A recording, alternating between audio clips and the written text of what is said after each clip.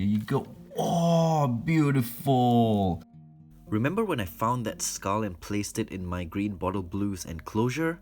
If you haven't watched that video, links in the description. But I did mention in that video that I will do an update on how much she webs the skull after a week. Yeah, I know, this video is way overdue, but better late than never. So I was right, she was in pre-molt. Here's some short footage of her lying on her back molting.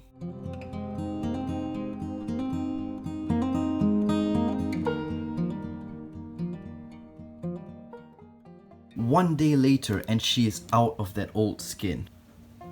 She has finally molted and is now a good 5 inches at least, or maybe 4.5 inches, but she is one gorgeous tarantula. And also to prepare for molting, she has webbed up the skull quite a bit. Now despite all the other nice tarantulas in the hobby, nothing to me can beat the GBB. I mean, yeah, there are nicer tarantulas out there, but you can't beat the classic GBB. And for such a beautiful looking tarantula, they are not that expensive at all. In fact, they are along the lower end prices, together with the, I would say, they're along the lines of the Monocentropas balfouri. But then again, it depends where you guys are at. But where I am at, these guys are about the same price as the Monocentropas balfouri, about $20 a sling. I think in a molt or two, this girl will be all ready for breeding, so that is awesome. So now I'm gonna grab her molt out and show you guys that she is a confirmed female. And there she is. She has opened up her legs and you can see her carapace, that nice bright turquoise color. Now like I mentioned, there are so many different kinds of tarantulas. Just check that out.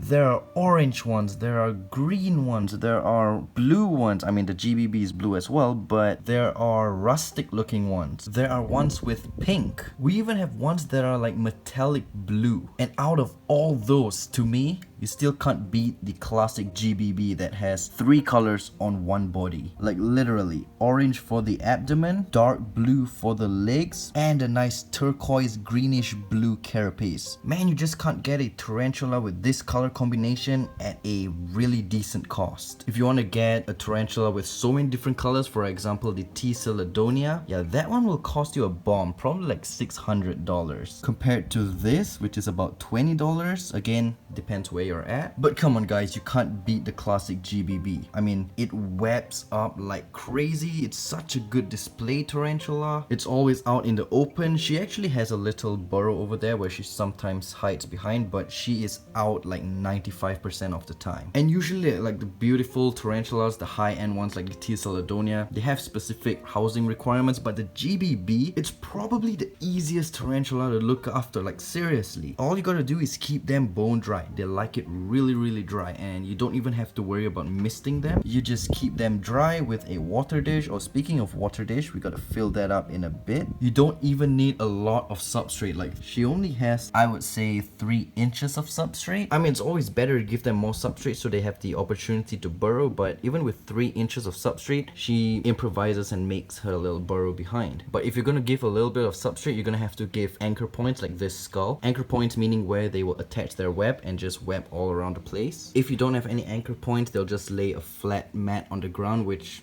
doesn't really look nice. And also, did I mention that these guys are awesome eaters? They have such awesome appetite and they will just go towards anything that moves. Anything. And of course, when I'm filming, it starts to rain again every single time. But we will feed this girl in about a week, so stay tuned for that. Well, I mean, it'll be right after this. I gotta stay tuned for that. I gotta wait a week so that she will harden after molting, but you guys will see it like right after this. I did mention that they like it bone dry, but because she just molted, she has used up a lot of her fluid, so this will help her. I don't know, if she's thirsty, let her drink a little bit more. Look at the enclosure after it's been sprayed with water. Look at all the web. Looks so awesomely cool. Okay, so before anything, we gotta like...